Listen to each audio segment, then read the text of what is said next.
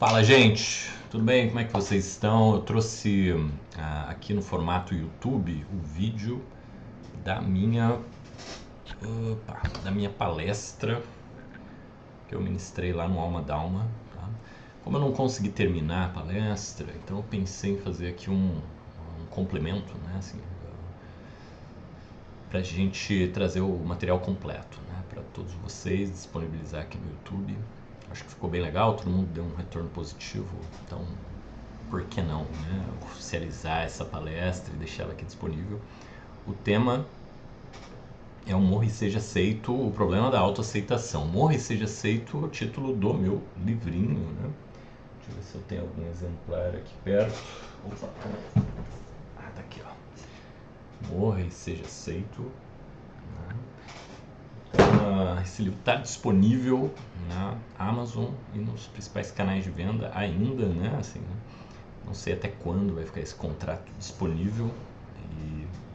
Então aproveitem, né? Se quiserem comprar comigo também, fique à vontade. Se quiser conhecer mais profundamente, tem alguns vídeos aqui no canal, tem no meu site. Depois eu disponibilizo aqui os links de conexão, né? E vamos lá, né? Bora quebrar tudo aqui. Deixa eu ver. Tá, foi. Então, gente, vamos lá, né? A introdução. Se você não ama a si mesmo, como diabos você irá amar outra pessoa? How the hell, né? You're gonna love another person. Aqui o RuPaul, no final do RuPaul's Drag Race, né? Ele sempre fala isso como uma mensagem motivacional. Por que eu trouxe isso aqui? Porque parece ser uma mensagem meio óbvia, né? Meio lógica, racional, de que a gente precisa se amar ou aprender a se amar para entender o que é o amor, então a partir daí poder, né, exercer esse amor por outras pessoas, né, poder utilizar essa referência que eu criei a partir de mim mesmo para nortear e guiar as minhas relações. Né? Ou seja, se eu não sei me valorizar, me amar, me cuidar, como é que eu vou valorizar, amar e cuidar de outras pessoas? Isso aí é uma coisa, eu diria, quase senso comum aí, né, no mundo, vamos dizer, da autoajuda, né? Esse mundo enfim, né? De ajudar as pessoas a se compreender, a se entender, né? Então a gente sempre tem esse chavão aqui do RuPaul, né? E acho que para você é óbvio, né? Agora a questão é, tá, se é tão óbvio assim, por que que na prática, né? No dia a dia, no vamos ver, é tão difícil a gente ter autoestima? Por que que é tão difícil a gente se olhar no espelho falar, caralho, como você é foda mesmo, assim, com uma sinceridade profunda, né? Ter amor próprio, se sentir uma pessoa virtuosa, uma pessoa boa, uma pessoa que sabe colocar limites, uma pessoa que não fica atrás só de validação dos outros, mas sabe se validar, né? Que sabe se reconhecer, então não fica mendigando reconhecimento alheio, né?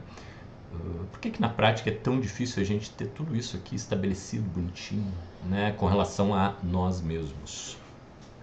Então essa é a minha grande questão, dilema e, vamos dizer, desafio aí para vocês, né? Tipo assim, se você não se ama, como você vai amar as outras pessoas, né? Então, ai, que óbvio, né? Então vamos bora lá se amar, se validar, se reconhecer, mas na prática, na hora, vamos dizer, H, né, na hora que o chefe, né, vai dar aquela explorada básica, na hora que a pessoa que a gente ama faz umas barbaridades, a gente tem uma dificuldade de dizer não, de dar limites, né, de realmente pôr em prática essa autovalorização, digamos assim, né.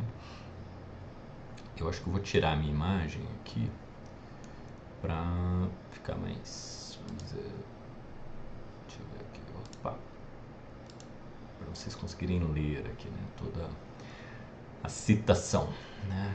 Então isso aqui é uma citação do Lowen, tá? Que eu coloquei aqui na introdução, para a gente começar a compreender porque que é tão difícil, né, na prática, a gente se autovalorizar, né, ter autoestima. Em termos gerais, o caráter ou ego, entre parênteses, aqui eu coloquei para vocês entenderem, né, resulta do conflito entre a natureza e a cultura, entre as necessidades instintivas da criança e as exigências da cultura agindo por meio dos pais. Estes são os representantes da cultura e, nesse papel, têm a responsabilidade de inspirar em seus filhos os valores dela. Fazem exigências em termos de atitudes e comportamentos cujo objetivo é encaixá-los na família e na matriz social. Ou seja, isso aqui traz pra gente aquela ideia, né, de que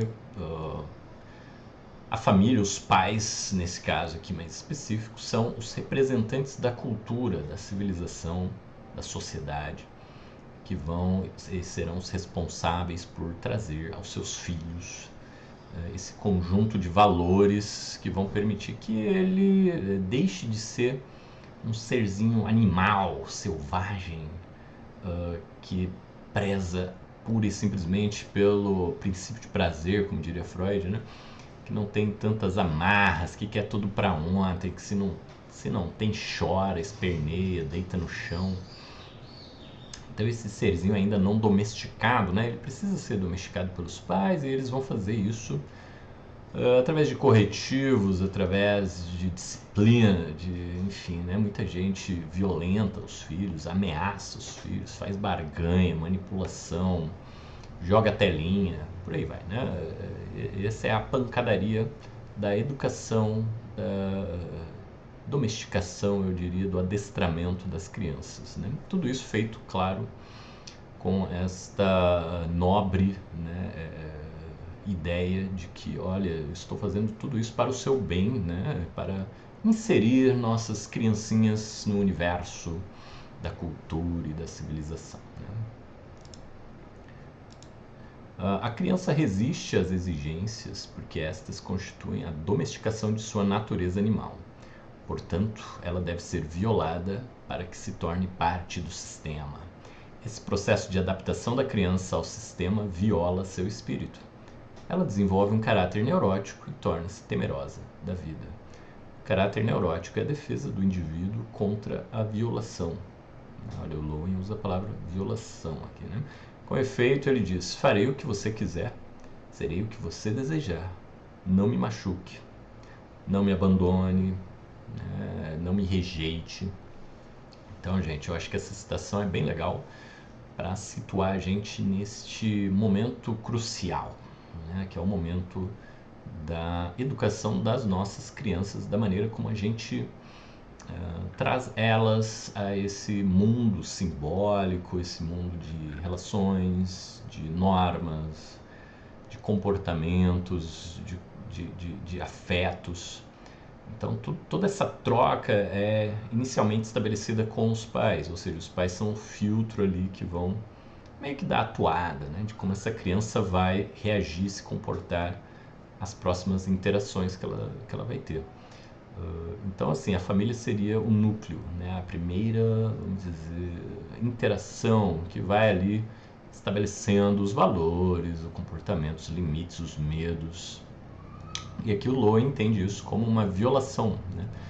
Então eu acredito que o Lowen aqui não está falando de uma educação positiva, ele está falando daquela violência mesmo, né? Que os pais, às vezes, impõem aos seus filhos para que eles façam o que eles querem, digamos assim, né? Então eu acho interessante pontuar isso aí, né? Essa diferença, né? Senão os pais vão se achar violadores, né, de seus filhos. Não é esse o caso aqui, né? Assim, o Lowen aqui está muito mais interessado na questão do caráter neurótico, né? De como a criança desenvolve sintomas, né? E claro, isso não é a troco de nada, né? Assim, né? Isso vem com uma certa imposição muito violenta, muito intrusiva dentro dessa natureza, dentro dessa integridade que já é a criança, tá? Então, quando a gente entende a criança como um molde, né, a ser, vamos dizer, educado, como uma tábua rasa, como um quadro em branco que a gente precisa, né, colocar ele de pé ali com os valores judaico-cristãos, os valores civilizacionais, né, tornar esse ser, vamos dizer assim, um ser aculturado, tipo, né, quando as pessoas olham para os índios e falam, a gente precisa aculturar os índios, né, olha lá, mesma postura, meio paternalista, né, que se acha superior. Então, assim, essa superioridade, ela é violenta, né? É isso que gera essa violação. Ou seja, quando os pais olham os filhos a partir de um ponto onde a gente enxerga a criança como um ser, né, completamente estranho, bruto, né, que precisa ser talhado, né, moldado de acordo com os nossos interesses, o que a gente acha legal e bonitinho e valoroso, a gente estará assim violando, né? A gente não está respeitando a integridade e a individualidade dessa criança. Então é disso que o Lowen aqui está falando, tá? E esse ponto é muito importante para a palestra de hoje, tá, gente? Para a gente começar a entender por que é tão difícil a gente se amar e a gente ter autoestima e a gente ter, né, essa integridade, digamos assim, né? Por quê? Porque já na mais tenra idade a gente não é respeitado nem validado, a gente é atravessado, colonizado, invadido, moldado, né, violentado, ameaçado, por aí vai. Ou seja, a gente parte do nada, né? A criança ela não tem valor, não tem dignidade, ela só vai ter se ela obedecer. Ela só vai ser bem tratada se ela fizer o que a gente mandar, o que a gente valoriza, se ela reproduzir esse conjunto de ideais que a gente já carrega com a gente, né? Então a criança, nesse caso, ela não vai ser vista, né?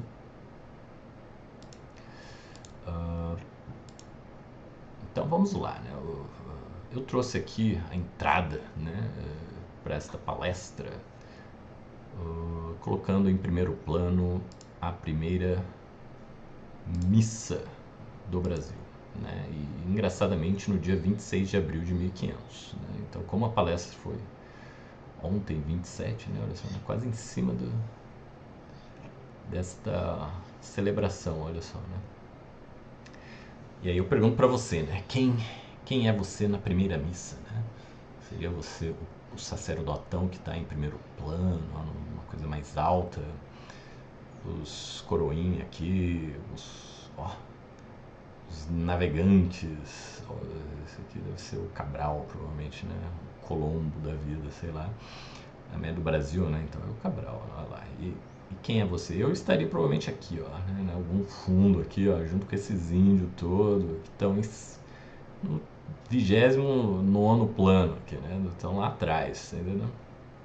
Então isso aqui, gente, esses índios representam o que a gente tem de mais vulnerável, né? Que seria as crianças, a natureza, os seres, também as mulheres, né? Os criminosos, todos aqueles que estão numa posição de vulnerabilidade, né? Como é que a gente trata? Mas fala, o criminoso está numa posição de vulnerabilidade, a partir do momento que ele está preso, né? Ele está numa posição de à mercê da nossa punição, né? Ele está à disposição da justiça. Então eu acho que quando a pessoa está nessa posição de já aprisionado, emprisionado, né? Ele já perdeu a dignidade, já perdeu uma série de proteções que a sociedade garante ao indivíduo, então ali ele está nu. Por isso que eu digo vulnerável, né? E nessa primeira missa aqui do Brasil, eu pergunto, né, será que esse sacerdote e estes recém-chegados portugueses pediram permissão para os donos da terra, aqueles que estavam ali antes, para realizar essa missa? Será que houve uma troca? Será que essa missa foi realizada para ter uma interação, né, entre índio e portugueses? Tipo assim, deixa eu mostrar aqui a minha crença, minha fé, a minha religião, e vocês mostram as suas e a gente interage numa boa, né? Ou não, né? Ou isso aqui foi uma colocação de uma supremacia, né? Assim, né? Uma imposição, né? Vejam só como os índios estão lá atrás, em segundo plano, né? Então isso aqui é meio que tipo assim, olha, isso aqui tem valor, né? Isso aqui é bonito, isso aqui é legal. Olha lá, né? A educação, a domesticação, né? E você criança, né? Você índio e você selvagem, né? Você tem que se adaptar, tem que se virar para chegar aqui, né? Tá entendendo? Então o que eles são não interessa. A individualidade, a singularidade destes seres que estão aqui não interessa. Eles são uma escória, né? Um resto, uma massa, né? Que precisa ser, digamos assim, domesticada por esses seres iluminados aqui, que aqui estão, ó, completamente alheios a essa multidão aqui de pessoas. Entendeu? Então, gente, a gente precisa entender que o eu, ele é um território ocupado, tá? Então, quando você olhar para você no espelho, entenda que você é tudo menos você, né? Que você já foi lá, ó. Estamos a 525 anos de ocupação, ou seja, o original, sei lá onde está, né? Já foi varrido, genocidado, aculturado, convertido, domesticado, grilado e por aí vai, né? Morto de várias formas, né? Então, essa brutalidade acontece todo dia em nossas famílias, em nosso território, né? Em nosso dia a dia, tá? Então, esta relação aqui, isso aqui é uma maquete, uma espécie de esboço, né? Dessa maneira de se relacionar, que é o homem ocidental diante do resto do mundo, né? Então vamos lá. A primeira parte deste grande processo de ocupação, eu diria que seria a colonização ideológica, né? O que eu trago aqui como o título de natureza pecaminosa, tá? E por que eu uso o termo natureza pecaminosa? Porque isso para mim é a grande peça de marketing iniciada aqui por Agostinho, lá em 410, que é o final da carreira dele, que é quando ele destila, digamos assim, este texto, né, chamado Natureza Pecaminosa, que vai inspirar toda o dogma católico até os dias de hoje. E isso influencia indiretamente a nossa cultura também, né, a maneira como a gente pensa diante do mundo, da natureza e dos nossos corpos. E aqui a primeira citação é: porque todos pecaram e destituídos estão da glória de Deus, né? Então, assim, a gente está na vala, né? A gente está na lama. Então, o ser que não foi, né, iluminado, purificado, trabalhado por este, né, sacerdote aqui, né, pela pregação, pela catequese, ele está na escória, na vala, ele está destituído de Deus. Olha só, né? Esse é o estado que a gente encontra o mundo atual, né? Então, entendam, comecem a farejar. Porque quando a gente se olha no espelho, a gente se acha uma bosta, né? Assim, né? Por que você não se ama espontaneamente, né? Olha só, né? Você não vai se olhar e vai falar: nossa, que legal, estou muito feliz comigo mesmo hoje, né? Não, isso é uma coisa que a gente vai ter que trabalhar muito para chegar, né? Olha essa ideia, né? De que nunca alcançaremos uma bondade, uma beleza, um valor espontaneamente, né? Você precisa de um trabalhinho religioso, né? Executado por este senhor aqui, o sacerdote, né? Então aqui uma breve história do pecado, coloquei aqui para vocês uma timeline aí, né? Dessas velhas ideias que rodeiam a humanidade, né? Opa, calma aí. Vamos lá. Eu sou o pecador, olha lá, né? O cara na Mesopotâmia, quase 2000 anos atrás, antes de Cristo, olha só, ou seja, então é quase 4000 anos atrás, né? E é por isso que eu estou doente.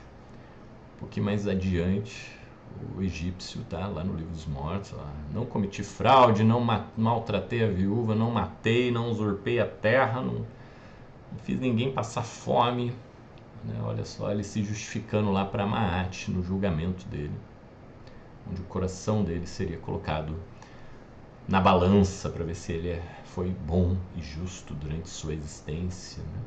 Se o coração dele pesasse o mesmo que a pena de Maat, ele poderia passar adiante, seria aceito no paraíso egípcio, né? Vamos dizer assim. Senão ele seria jogado para os cães, né? Assim, né? E teria que reencarnar novamente. Olha que legal, né? Vamos lá, 300 a.C., agora com um neoplatônico aqui, né? É quando a alma está mergulhada no corpo, olha lá, afundando-se na matéria, enchendo-se dela, depois cair novamente na mesma lama, olha só, né? Até que regresse ao mundo inteligível e afaste o olhar desse lodaçal. Então veja como o platonismo já fornece um hardware, né, muito parecido com o do cristianismo, né? E aqui ele vai equiparar o corpo ao lodo, à lama, né? E o céu divino ao inteligível, ou seja, não é uma espécie de mundo das ideias. E por isso que a gente fala tanto de ideal hoje em dia, tá? Por isso que a gente está tão escravo desse treco, que hoje é quase uma praga, né? Que é o ideal, né? Assim, né? Que todo mundo aqui se mata para alimentar um ideal que nunca viu, que nunca, né, trocou uma ideia com ele, né? Assim, né? E despreza as pessoas, a vida, né? O corpo que está aqui presente, respirando com a gente, aguentando tudo isso, né? Que loucura, né? Então, passando aqui, Cristo, 410 depois de Cristo, a gente chega em Agostinho. E ele vai criar então um texto que é a natureza pecaminosa, que é o que eu já trouxe aqui. Então, uma relação indissolúvel entre sexualidade e pecado. Então, né, gente, não vem do nada, tá? Se você ler os textos do Agostinho sobre sexualidade, por exemplo, como é que Adão e Eva transavam antes do pecado, né? Uma coisa assim completamente virgona, né? Um negócio bizarro, um texto assim meio cabaço até o limite, né? E você vê que um cara desse influenciou toda a nossa cultura com as ideias dele, né? Então, estamos perdidos, né? Estamos lascados mesmo, né? E por isso que ninguém fala de sexualidade, né? Como que a sua sexualidade é trabalhada no seu ambiente de trabalho, por exemplo, né? Só se você for estuprada, né? Ou abusada sexualmente, porque do contrário, zero, né? Total de zero. Na nossa vida social, bom, sei lá, né? Saída, balada, tudo meio a Deus dará, né? Assim, a sociedade quer nem saber da nossa sexualidade. Né? Na escola ninguém quer saber de falar de educação sexual, a gente acha isso um absurdo. Né? Então esse preconceito, esse tabu diante do erótico, está aí colocado já, olha lá, desde Agostinho, né? Assim, né? O cara que começou, digamos, esse movimento bizarro. Né? Todos os seus ancestrais. Ah, e essa timeline é para a gente entender que não foi um privilégio do cristianismo. Né? E o Agostinho, claro, um platônico, né? Também é, né, muito influenciado por Platão. Então não é à toa, né, gente, que a gente está nesse pé. Né? Ó, se você junta esses dois aqui, a gente tem o que a gente tem hoje. Tá? E aqui no final tem uma citação do Minoir, né? Ele falando sobre o Concílio de Lima, da coisa dos índios, né? Dos ancestrais e do tratamento que a igreja deu aos ancestrais, dos índios recém-convertidos. Né? Então eles falam assim, ó, todos os seus ancestrais, todos os seus soberanos se encontravam agora neste tempo de sofrimentos porque não conheceram a Deus e não o adoraram, mas adoraram o sol, as pedras e outras criaturas. Tem trechos da Bíblia que falam isso, né? Que quem adorar ídolos e tarará será condenado, né? E só serão salvos aqueles que adorarem o Deus vivo, né? E aceitarem a mensagem, né? Da Bíblia e por aí vai. Então, essa mensagem que foi um choque absurdo, né, na vida desses índios, porque eles estimavam e estimam muito seus antepassados, né? A sua linhagem, tudo isso é muito importante para eles. Então, você chegar um dia e falar, olha, eles estão tudo queimando no inferno, né? É uma coisa muito deprimente, triste, né? Então eles ficavam muito traumatizados, né, por esta mensagem aqui da Igreja Católica. Então, gente, isso aqui é só um breve panorama de como esta condenação do corpo, da matéria, né, já vem de longa data. Né? Então aqui a gente pode partir agora para o plano da salvação, que é o que eu chamo de grande modelo, né, desse esquema que hoje nos gerencia, né, em termos sociais. Tá? Primeiro bloco, vamos ter uma condenação do ser. Né? Então a gente nasceu contaminado por um pendor para o mal, né? Relacionado à carne e à materialidade, que é o combo, né, Platão e cristianismo. Né?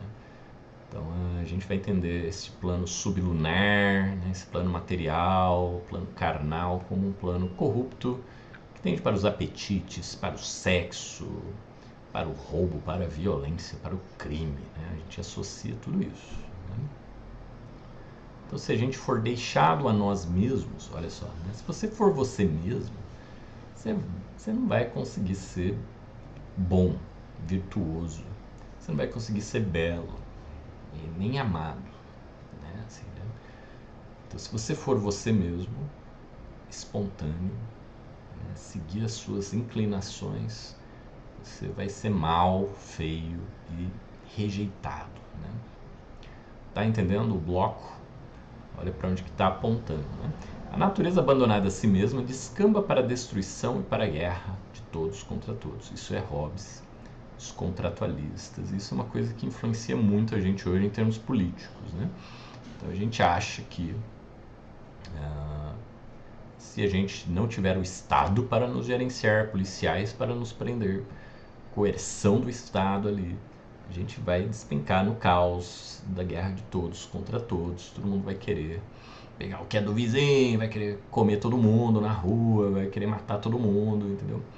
Essa é a paranoia, né, dessa galerinha aqui, ó, né, dos contratualistas europeus, que usam essa teoria, que é claro cristã e platônica, olha lá, né, para justificar então a existência do Estado, da coerção e do monopólio da violência, então, na mão do Estado, para nos fazer elevar para o estado da virtude, da bondade, da interação com meus pares, né, de uma forma civilizada. Olha lá, a gente precisa de uma coerção, uma transformação, de uma gerência, né? Agora, quem vai gerenciar, né? Opa, a gente chega aqui no ponto, no bloco 2, que é a alienação como salvação, né? Eu poderia pôr aqui também, né? Então, precisamos, né, gente, nós que estamos na merda, na materialidade, na carne, precisamos entregar algo para nos elevar. Então vai ser a Jesus, a razão platônica, o Estado, o mestre, o guru, né, o Sócrates, o especialista. E aí a gente vai se tornar bonzinho, legal, cooperativo, civilizado, virtuoso, adequado, aceito, amado, bonitinho. Tá entendendo? Então a gente não pode ser espontaneamente isso. A gente precisa ser espontaneamente ruim, feio, preguiçoso, miserável. Aí a gente vai ficar na merda, a gente vai correr atrás de um guru, de alguém que vai nos elevar a este nível em que poderemos ser aceitos, né? Utiliza-se a vulnerabilidade para eternizá-la, mantendo as pessoas em um estado artificial de dependência, o que eu chamei de prisão invisível. Tá? Esse vai ser o subtítulo do meu livro 2, tá? Do volume 2, do Morra e Seja Aceito. Por que eu digo vulnerabilidade para eternizá-la? Porque nós somos seres que nascemos num estado de dependência profunda, né? O que a psicanálise chama de prematuridade do bebê humano. Então a gente passa por um longo período de interação e amadurecimento para poder começar a viver, começar a andar, articular a linguagem.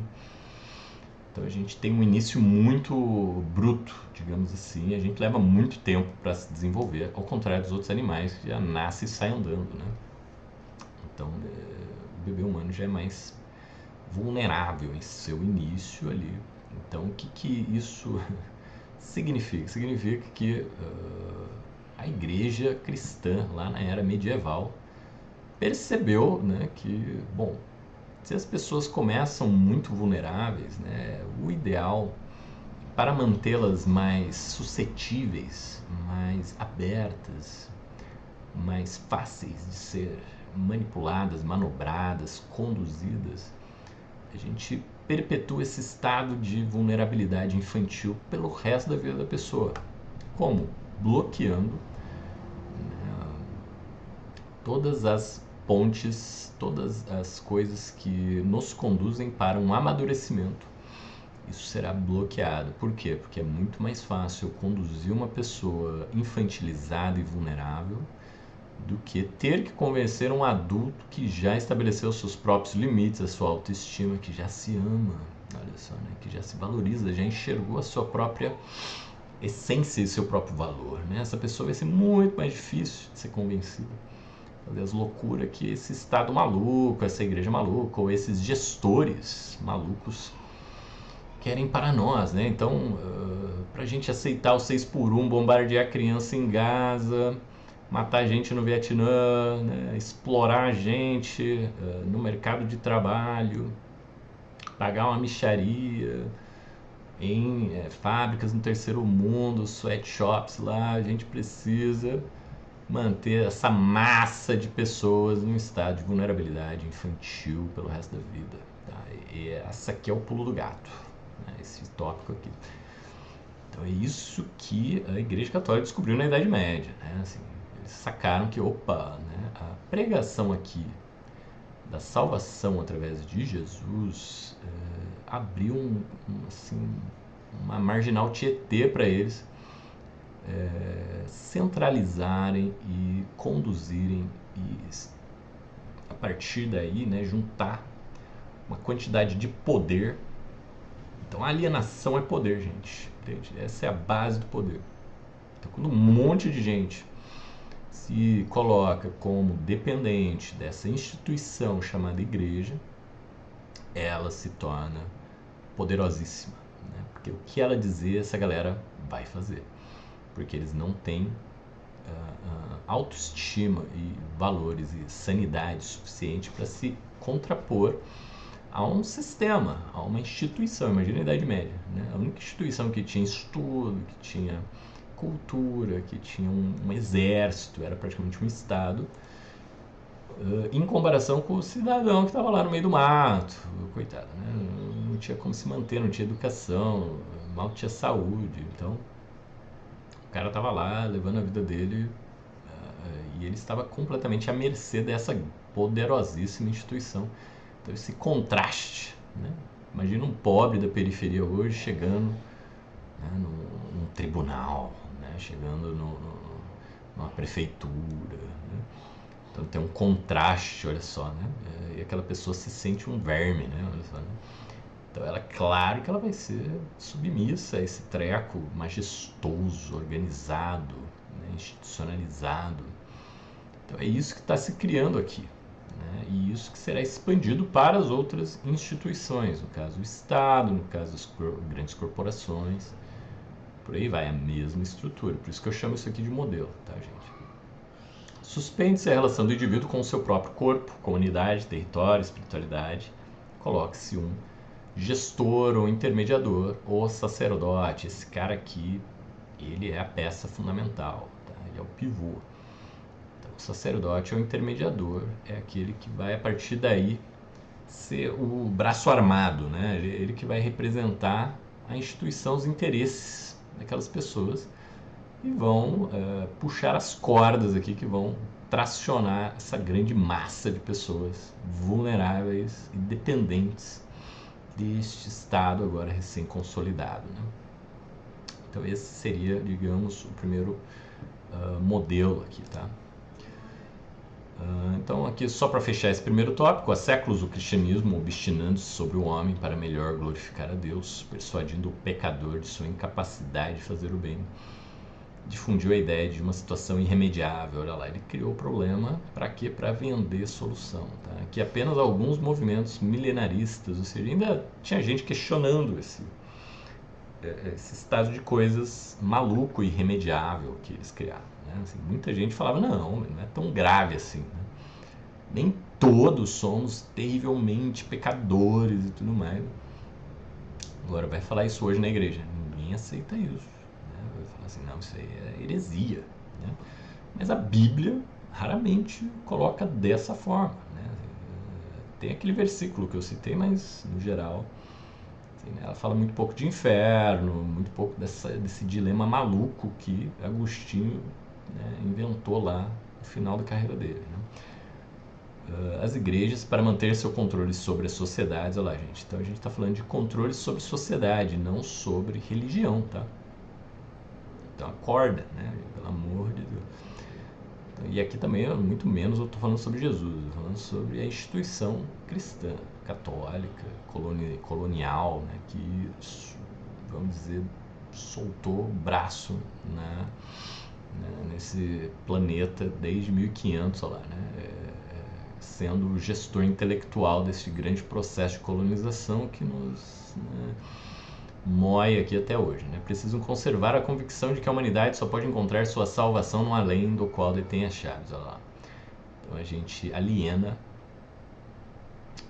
então assim, alienar, ou seja, mantendo um estado de vulnerabilidade, de infantilidade, e dizer que isso é um problema do indivíduo, mas ofertar uma salvação nos termos que eu vou colocar, né, enquanto igreja, por isso que eu detenho as chaves, isso me dá um controle absoluto sobre as pessoas.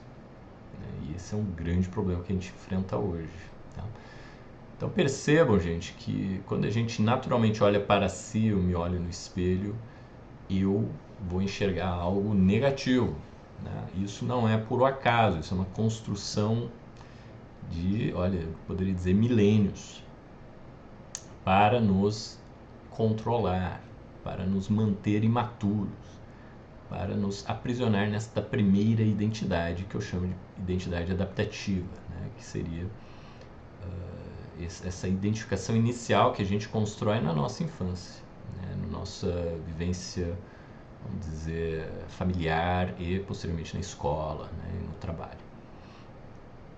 No tópico 2, autoestima ou autoapagamento. Né? Então aqui eu vou trazer para vocês, né, essa maquetezinha aqui de como acontece a construção da nossa identidade. Então assim, por que eu falo autoestima ou autoapagamento? Né? Porque na primeira, vamos dizer, metade da vida, né, a gente passa por um processo enorme de autoapagamento. Né? Por quê? Porque se a gente mesmo dá ruim, né? A gente aprende desde cedo que fazer o que você quer, o que você pensa, falar o que você acha, vai dar em sincericídio, né? Vai dar ruim.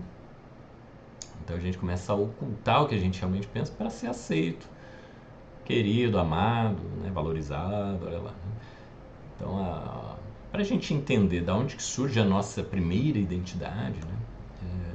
A gente precisa perceber que a identificação, ou seja, a nossa identidade, ela vem de fora para dentro, tá? Então ninguém nasce com a sua identidade já feita, já consolidada, tá, gente? A gente nasce meio disperso, meio refém desta vulnerabilidade, dessa prematuridade. Então a gente vai se jogando, se lançando nas nossas relações para então começar a se organizar, né? Criar um rascunho de uma identidade. Dentro disso, né, o que vai acontecer? A gente vai usar o espelhamento, né? A gente vai ver como que as pessoas nos enxergam para começar a entender quem a gente é. Então, as nossas relações originárias, né? Ou seja, o que os nossos pais falam que a gente é, o que os nossos professores falam que a gente é, o que os nossos coleguinhas de escola, que seria aquela maioria aquele grupo no qual eu quero me inserir, falam, né? E as pessoas que, sei lá, qual é o trabalho, né? Meu chefe, meus colegas, meus clientes, tudo isso vai ser importante para eu entender quem sou eu. Né? E a partir daí, né, gente, se tem uma cabeça um pouco além, né, da calibragem normal, se eu tenho uma orelha um pouco mais abanada, se eu tenho uma barriguinha, uma pancinha, se eu sou magrelo, tudo isso vai ser percebido. Ah, eu sou preguiçoso, acordo tarde, né? Ah, eu vou mal na prova. Ah, então vai virar o burro, né, da família, o lesado, o TDAH, sei lá, né? Um estereótipo aí, né? A pessoa ela vai ser marcada, né? Estigmatizada tudo que é desviante que ela possua ali, né? Seja no corpo dela, seja no comportamento dela. Ah, ela é gaga, né? Começa, né? O bullying, e aqui eu chamo de cultura da escassez e do desamor, né? Ou seja, a gente percebe já naturalmente aqui, né? Espontaneamente, né? Que a nossa cultura privilegia muito mais o negativo, o ruim, né? O bizarro, a violência, né? Então a partir daí, gente, óbvio que não é uma cultura do amor, né? A gente não usa os nossos traços positivos, né, para nos identificar, né? Olha como o externo, o exterior nos identifica, né? Justamente numa chave de adestramento, de pressão, que eu poderia dizer, uma cultura mais mafiosa, né? E no final vai restar a esse indivíduo uma espécie de se vira nos 30, né? Que seria o individualismo capitalista, né? Então, já ouvi relatos, né, de pacientes gays, né, que só pensavam em ter 18 anos para poder sair de casa e poder se assumir, ter sua própria vida, né?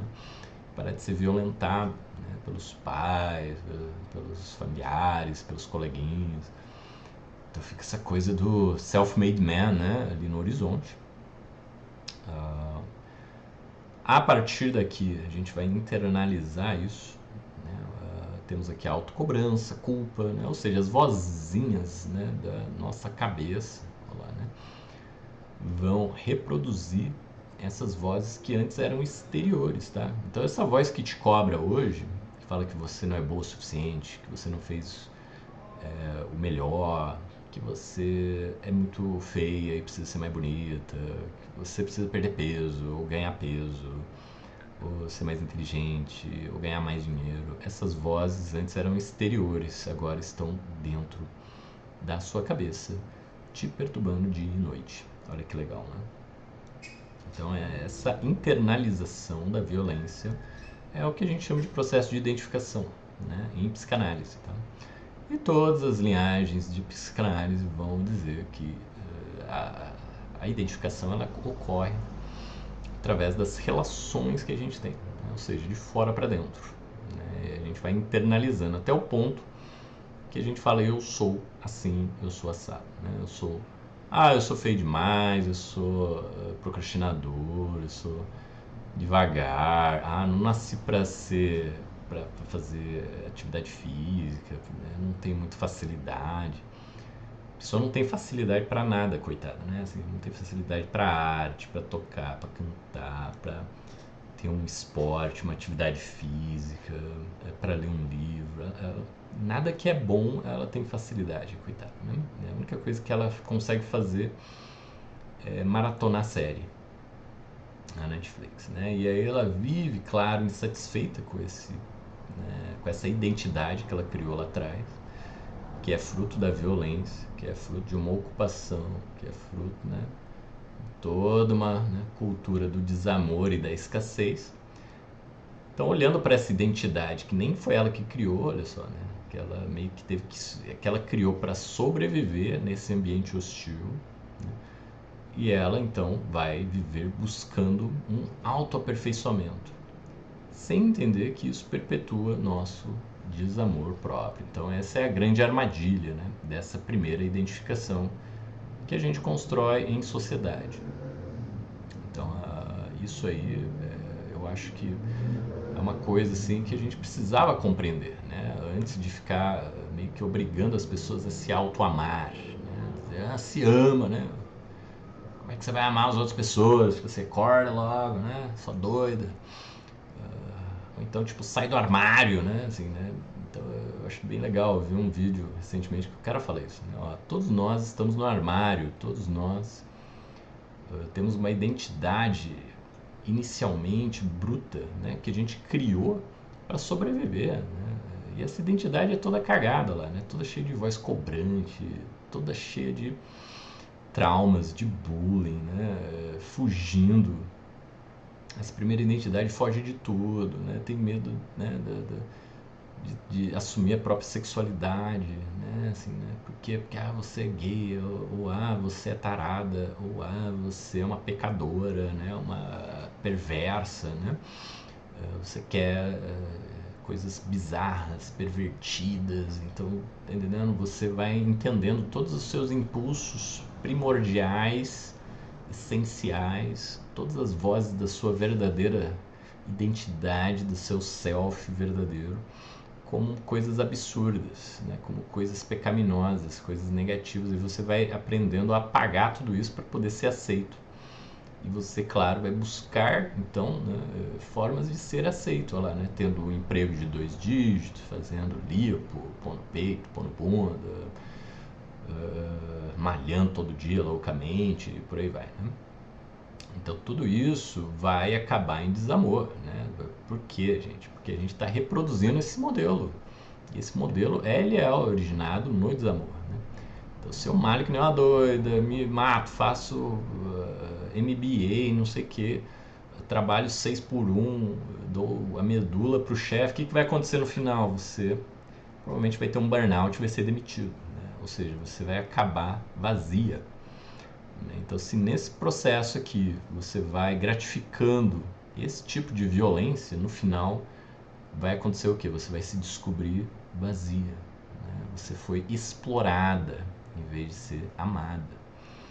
Então a gente precisa sacar que essa primeira identidade foi instalada em nós para nos explorar, tá? E não para nos valorizar. Então ela é baseada no desamor, tá? Então aqui eu proponho como sair do trabalho da sombra, né? Isso é um dos trabalhos, né, que a gente vai propor para as pessoas para que elas percebam essa primeira identidade e entendam que ela não significa isso, isso não é ela, né? Então, ou seja, toma cuidado com o verbo ser, a maneira como você se identifica. Começa a pôr isso em perspectiva, começa a se observar como um mundo particular, né? Um mundo tão grande quanto esse que está aqui ao nosso redor, né? E começar a perceber o seguinte: tudo que você odeia em você, tudo que você foge, tudo que você morre de medo, tudo isso aqui representa essa primeira educação, né? Que vai estigmatizar a sua essência, o seu verdadeiro eu, como algo negativo, né? Então, se a gente olha para o que a gente escondeu a metade da nossa vida, essa primeira metade, né? Eu brinco que é antes do retorno de Saturno, né? Tudo que a gente jogou na bolsa para esconder, né, é o que a gente vai passar a segunda metade da vida lutando para resgatar. Esse é o trabalho da sombra, tá? E nem tudo, e claro, olha só, né, esse trabalho de sombra não é pra gente aceitar as coisas bizarras, negativas, né? A gente vê a sombra aqui, a gente acha que é uma coisa negativa, né? Tipo assim, eu sou, sei lá, um maluco, tarado, ladrão, bizarro, né? Mal, né? Eu tenho que aceitar que eu sou mal, né? Bibibi, perverso, sei lá.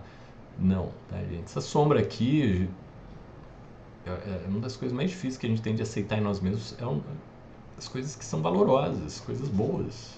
Então a gente é educado para se sentir um lixo. Então parte dessa educação maluca é exacerbar nossos defeitos, né? Então aceitar defeito não é tão difícil, tá? O mais difícil é aceitar suas virtudes, né? O seu valor, o seu ouro interno que está aí nas suas profundezas, né? De resgatar, isso é o mais difícil. Então, o que entendemos como amor, educação e sucesso gira em torno do apagamento da sua verdadeira identidade, né? Então, o que a gente entende como amor, educação e sucesso nos empurra para o autoapagamento, né? É muito louco isso. Então, o que a gente chama de amor não é amor, o que a gente chama de educação não é educação, e o que é sucesso não é sucesso, né? Então, esse é o primeiro giro que a gente precisa dar aqui no processo terapêutico, né? E é aqui que eu chego no morra e seja aceito, né? Ou seja, morte e utilidade significa o seguinte, que para ser útil a gente precisa se sacrificar, né? O que eu falo assim, o boi útil, né? Não é o boi que está lá andando, pastando feliz com a sua família, né? Com os seus outros boizinhos e vaquinhas, né? O boi útil é o boi que está morto e virou picanha, virou couro, virou, sei lá, né? Virou carne moída, virou coisas que eu posso utilizar, né? Então perceba como morte e utilidade estão visceralmente associados. Então, quanto mais você quer ser aceito, mais você é exaurido. Perceba essa relação. Então, eu me sinto inútil, né? A pessoa que é demitida, ela tá ali no zero, né? Aquela pessoa, você olha no espelho e se sente vazia, se sente perdida, se sente um resto humano, né? Porque ela não é mais útil. Eu falo assim, olha, é a partir daqui que você vai começar a se encontrar, ou seja, o que você é não é útil. Né? Isso o Krenak lá vai falar, né, no livro dele, né, que a vida não é útil, né, a vida é inútil. Então, assim, essa relação entre morte e utilidade é muito complicada, muito interessante a gente já começar a enxergar para fazer essa mudança, né, de chave, né? Ou seja, o que a gente tem que é inútil, né? Que não foi utilizado, que não foi sacrificado. Isso aqui é matéria-prima para a nossa identidade, né? O tópico 2 aqui, cegueira complementar. Do que fugimos? Né? Qual o seu maior medo? Com qual tipo de pessoa você se associa? Né? Quem é a pessoa que você mais odeia? Você convive com pessoas que você odeia, né? Que você despreza? Geralmente os pais, né? Muita raiva, muita mágoa, né? quais coisas você acha mais desprezível, negativo, vergonhoso? Então, assim, as pessoas com as quais a gente se relaciona carregam, guardam muito do nosso negativo, do que a gente não processou ou integrou na nossa própria identidade. Então, as nossas relações estão muitas vezes estabelecidas nesse primeiro momento numa chave de adaptação. Então, por isso que é muito rico o processo de interpretação dessas relações, principalmente as mais negativas, as mais intensas, para fazer um resgate da sua própria personalidade. Então, entendam que eu brinco, né? As pessoas estão inicialmente com a sua personalidade a céu aberto, espalhadas, né? Meio que abertas, né? Então seus órgãos subjetivos estão espalhadinhos pelas relações primárias dela, né? Então, para a gente integrar isso aqui e formar um ser individualizado, é um trabalho de ir resgatando, né? Tudo que a gente foi terceirizando, colocando nos outros. Por isso que a gente é dependente dos outros, tá, gente? Porque eles exercem um papel na nossa subjetividade, muitas vezes de exercer essa função negativa, né? Que eu não consigo integrar na minha própria personalidade, né? Então, as pessoas que não conseguem enxergar o seu próprio negativo, geralmente elas vão ter um parceiro que carrega esse negativo, né, para elas. E por isso que é tão difícil largar, né, do marido abusivo, da mãe maluca. Isso aí é uma coisa dificílima da gente largar, por quê? Porque implica uma integração, né? Implica eu entender que dessa maluquice, desse desprezo, desse ódio, né, tem a ver com a minha identidade. Olha que loucura, né? E ter a razão, né, ter razão lá, né, e ser o salvador é permanecer alienada de si mesmo, né? Então a gente sempre se coloca num personagem, né? Eu sou a pessoa que tem razão, eu sou a pessoa iluminada, a pessoa que vai ajudar os outros que são burros, que são dependentes, que são coitadinhos, né, a seguir na vida. Mas essa pessoa que está sempre nessa função, ela não tem identidade própria dela, né? Ela é uma espécie de coluna familiar, de salvador da pátria, que centraliza tudo e mantém todo mundo ali embaixo do guarda-chuva dela, né? Então ela se sente empoderada, se sente feliz, se sente importante exercendo esse papel. Mas a gente sabe que a partir do momento que ela falha, ela é jogada fora, né? Então esse papel aqui é ilusório, né? Essa importância é útil, né? Baseada na utilidade, ou seja, é exploratória, não é validativa, né? Ela não vai validar a pessoa. Acabei de inventar uma palavra aqui, né? Então ela não vai construir identidade, né? Ela vai construir uma barganha, né? Se você pensa que é fraco, precisa ir em busca do seu oposto e descobrir sua força. Isso aqui é uma citação da Debbie Ford, tá, gente? Se você é dominado pelo medo, deve mergulhar e encontrar sua coragem. Se você é uma vítima, tem que encontrar o algoz dentro de si mesmo. É seu direito de nascença ser inteiro, ser por completo. Basta apenas uma mudança em sua percepção, uma abertura em seu coração. Quando você diz eu sou isso para o aspecto mais profundo, mais sombrio de você mesmo, então está apto a alcançar a verdadeira luz. O lado sombrio dos buscadores da luz. Esse livro é muito bacana para quem quer realizar, né, esse trabalho das sombras. A gente deixou a dica aqui para vocês. Eu acho que eu vou terminar por aqui, gente, porque realmente foi muito longo, eu acredito, né? Então acho que eu vou fazer mais um vídeo para encerrar, né, através desse tópico 3, que eu acho muito legal, onde eu utilizo aqui, né, nosso querido pendurado do tarô para comentar o processo de, então, autoaceitação, que seria o último tópico, tá? O tópico 3. Vou ficando por aqui, gente, e deixo para vocês aqui, né, um agradecimento por quem me acompanhou até agora, né, e, enfim, espero que vocês tenham gostado aí desta primeira apresentação, que tenha feito sentido. Se vocês têm alguma questão, alguma coisa que perturbou, incomodou, sei lá, né, bateu aí, ou alguma história para compartilhar, enfim, qualquer coisa para comentar aí, agregar nesse vídeo, eu agradeço, né? E então é que eu realmente fiquei impressionado que, nossa, eu não tinha noção que ia dar tanta coisa, né? Então eu vou ficar por aqui. Eu encerrei praticamente no ponto onde eu tinha parado na palestra do Alma Down, né? Então a partir daqui eu vou fazer então em 2 vídeos. Aguardem, gente, já já eu lanço o segundo, né? Fiquem em paz, tudo de bom, um bom feriadão aí pra vocês, né? Quem vai curtir, tudo de bom. Até a próxima. Tchau, tchau.